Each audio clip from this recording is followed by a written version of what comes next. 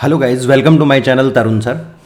सो guys, हम लोग already अभी तक जो जावास्क्रिप्ट में लर्न कर चुके हैं, हम लोगों ने फंक्शंस स्टार्ट किए थे एंड हमने देखा था कि फंक्शंस को हम 4 तरीके से बना सकते हैं। 3 टाइप हम ऑलरेडी प्रीवियस वीडियोज़ में लर्न कर चुके हैं। Function without argument without return value, function with argument without return value, function without argument with return value. इस वीडियो में जो हम लोग लर्न करने वाले हैं वो है अपने पास function with argument with return value. यानी आप ये इजीली देख सकते हो, अगर आपको दूसरा तरीका आता है और तीसरा तरीका आता है तो चौथा तरीका इन दोनों का कॉम्बिनेशन ही है। दूसरे में हमने ये देखा था आर्ग्यूमेंट क्या है, कैसे भेजने आर्ग्यूमेंट। तीसरे में हमने देखा था कि विदाउट आर्ग्यूमेंट और विद रिटर्न वैल्यू, मतलब रिटर्न कैसे करवानी है वैल्यू, ये हम लर्न किए थे।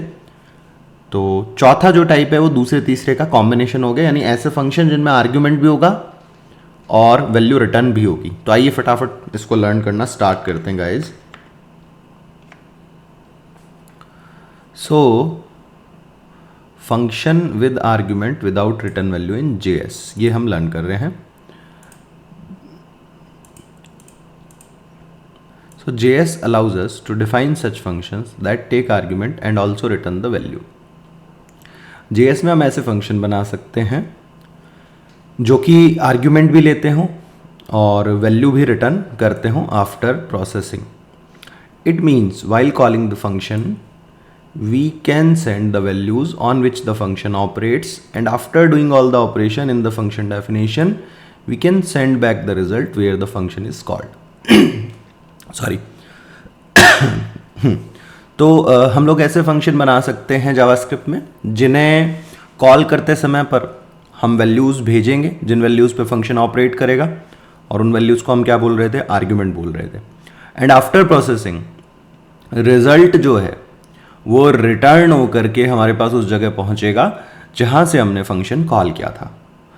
इस तरह के जो फंक्शन है वो बहुत फ्रिक्वेंटली यूज आते हैं। लाइब्रेरी में भी इस तरह के बहुत सारे फंक्शंस हैं। फॉर एग्जाम्पल, उदाहरण के लिए दे रहा हूँ, मैं ऐसा नहीं कह रहा हूँ कि एग्जैक्ट यही फंक्शन है। जैसे हमारे पास कोई फंक्शन हो सकता है जो किसी API के लिंक को एज ए आर्ग्यूमेंट एक्सेप्ट करे और API जो डेटा रिटर्न कर रही है, मतलब API से जो रिजल्ट्स आ रहे हैं उन्हें वापस हमें वहां प्रोवाइड कराए जहां से हमने फंक्शन को कॉल किया था गाइस। ठीक है, तो कुछ कुछ समझ में आ रहा है। या फिर ऐसा कोई लाइब्रेरी फंक्शन हो सकता है हमारे पास जो कि किसी फाइल के पाथ को एक्सेप्ट करे एज ए आर्ग्यूमेंट एंड उसे रीडिंग या राइटिंग के लिए ओपन करे।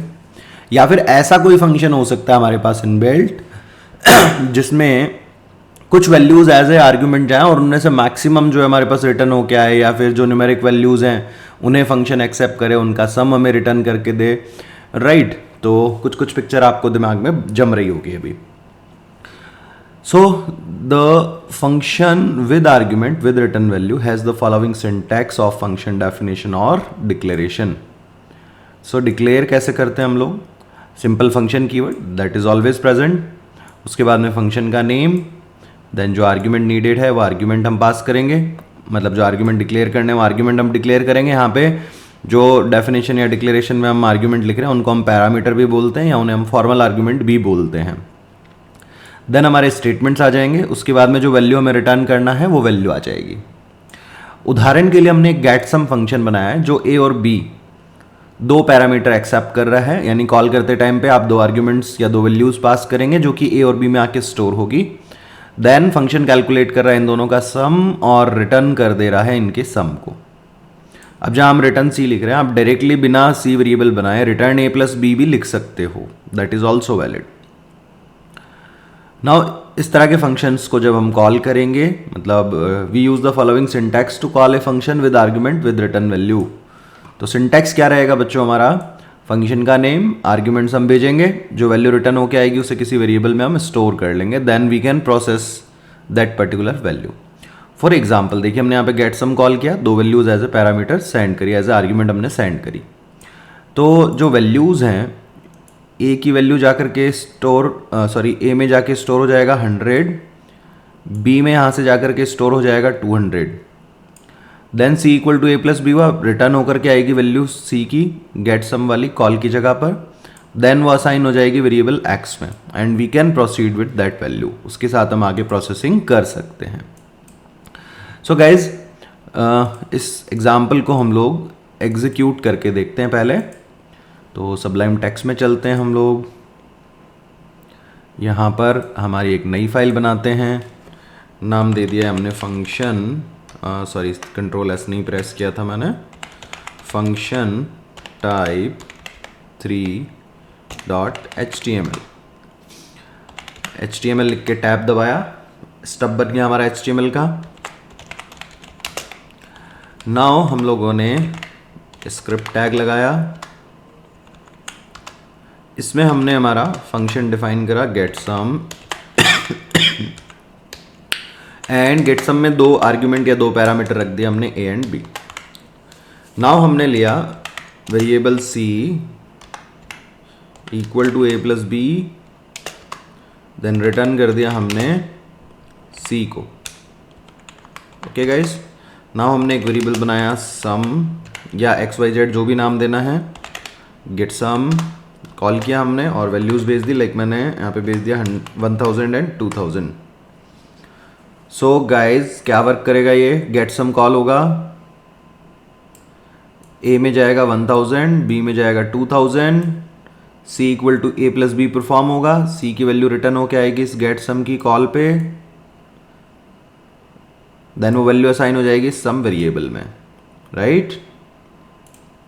इसके बाद हम क्या करते हैं, इस वैल्यू को प्रिंट करा देते हैं। सो हमने लिखा document dot write sum is sum variable की वैल्यू। ओके, नाउ ये जो मैंने मार्क किया स्क्रीन पे हटा देता हूं और हम कोड को एग्जीक्यूट करके देखते हैं। Open in browser and that's perfectly fine, some is 3000, it's working guys. Now इस वीडियो को पॉज कीजिए, यहाँ पे 2 असाइनमेंट क्वेश्चंस हैं, इनको अटेम्प्ट कीजिए। पहला क्वेश्चन है create a JS function that take 3 number as argument and returns the multiply of 3 numbers. And दूसरा फंक्शन जो हमें बनाना है, एक जेएस फंक्शन बनाना है जो 2 नंबर्स को एज आर्ग्यूमेंट लेगा और उनमें से मैक्सिमम रिटर्न करेगा। तो गाइज दोनों का कोड यहीं पे वीडियो को पॉज करके आप लिखिए, जब आप लिख लें ट्राई कर लें, उसके बाद में वीडियो को प्ले करना, मैं आगे सॉल्यूशन प्रोवाइड कर रहा हूँ। सो होप सो गाइज आप लोगों ने कोड जो है वो लिख लिया होगा, अब आप मैच कर लीजिए। सो मैं ये जो एग्जिस्टिंग कोड मैंने लिखा था इसको कमेंट आउट कर देता हूँ, कमेंट कर देता हूँ एंड हम लोग लिखते हैं 3 नंबर के मल्टीप्लाई वाले मेथड को, जो कि 3 नंबर को एज ए आर्ग्यूमेंट ले रहा है। सो हमने यहाँ पे ले लिया x y z, you can use any name guys. Then variable multi equal to हमने ले लिया x into y into z and return करवा दिया हमने यहाँ से मल्टी वेरिएबल की वैल्यू को। नाउ इस फंक्शन के बाहर हम लोगों ने लिखा variable result equal to multiply of 3, हमने वैल्यू भेज दी 2 4 5। सो 2 4 एंड 5 गाइज ये जाकर के कहाँ स्टोर हो जाएगा, एक्स वाई और जेड में, एक्स में, ये वाई में, ये जेड में फंक्शन की कॉल लगी। तो now multi equal to x into y into z, 2 into 4 into 5 that is 40 40 हो जाएगा ना, 2 इंटू 4 8 यानी 8 8 इंटू 5 40। रिटर्न हुआ मल्टी की वैल्यू, वो आकर के इस वेरिएबल में स्टोर हो जाएगी, मतलब इस असाइनमेंट के राइट साइड में आएगी, देन वो असाइन हो जाएगी रिजल्ट वेरिएबल में। नाउ हम इसको प्रिंट करके देख लेते हैं, document dot right multiply is, ये हमने लिख दिया एंड रिजल्ट। तो होप सो गाइज आप सब लोगों ने सही किया होगा, इसी तरह से किया होगा। वेरिएबल्स के नाम वगैरह चेंज हो सकते हैं, उसमें कोई दिक्कत नहीं है। और यहाँ पे वेरिएबल बनाने की वजह आप सीधा रिटर्न करवा सकते हो x into y into z को, दैट इज परफेक्टली वैलिड। आओ पेज को रिफ्रेश करते हैं, मल्टीप्लाइज 40। नाउ सेकंड जो फंक्शन हमें लिखना था वो था कि 2 नंबर्स को एज ए आर्ग्यूमेंट ले हमारा फंक्शन और मैक्सिमम रिटर्न करे। Let's see, let's write the code guys. Okay, so मैंने कमेंट कर दिया प्रीवियस फंक्शन को हमारे, और फंक्शन मैक्स इन टू, ये नाम दे दिया हमने, ए और बी को एज ए आर्ग्यूमेंट हमने ले लिया। गाइस अब आप सब लोगों को कंडीशनल ऑपरेटर याद होगा, हम कंडीशनल का यूज करते हैं। Variable max equal to if a greater than b, then हमने मैक्स में असाइन किया ए को, अदरवाइज हमने मैक्स में असाइन कर दिया बी को, and just return max, that's it.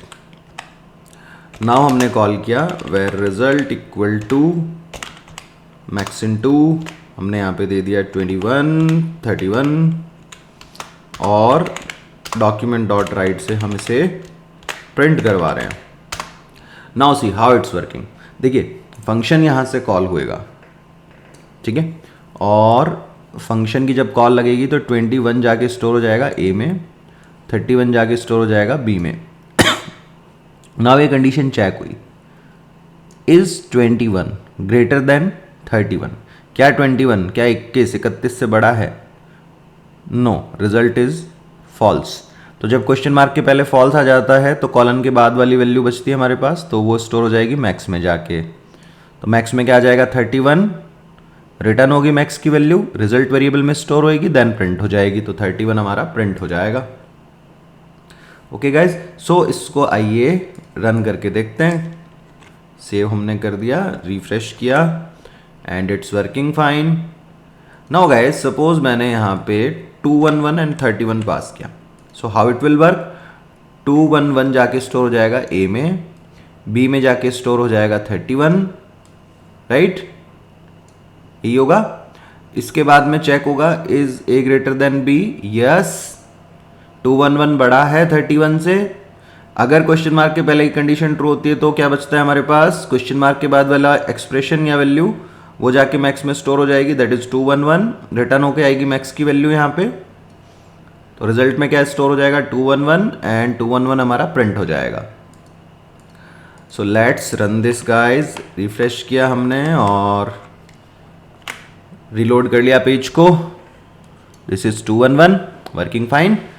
तो दोस्तों ये था हमारे पास चौथा टाइप जावास्क्रिप्ट में फंक्शंस का, जिसमें आर्ग्यूमेंट भी है और रिटर्न वैल्यू भी है। उम्मीद करता हूँ ये टाइप आपको समझ आया होगा। कोई भी डाउट रह जाता है वीडियो पर आप कमेंट कर सकते हो, या फिर पीडीएफ की शुरुआत में मेरा नंबर दिया हुआ है, वो व्हाट्सएप पे भी एक्टिव है, आप उस पर भी अपने डाउट्स को शेयर कर सकते हो, मैं रिप्लाई देने की पूरी कोशिश करूँगा। गाइज अगर वीडियो अच्छा लगा तो चैनल को सब्सक्राइब करें, वीडियो को लाइक करें, वीडियो पर कमेंट करें, कोई भी डाउट है तो वो भी कमेंट करें। अपने दोस्तों के साथ मेरे चैनल को, मेरे वीडियोस को शेयर करें ताकि वो लोग भी कोडिंग सीख सकें। Thanks for watching this video guys.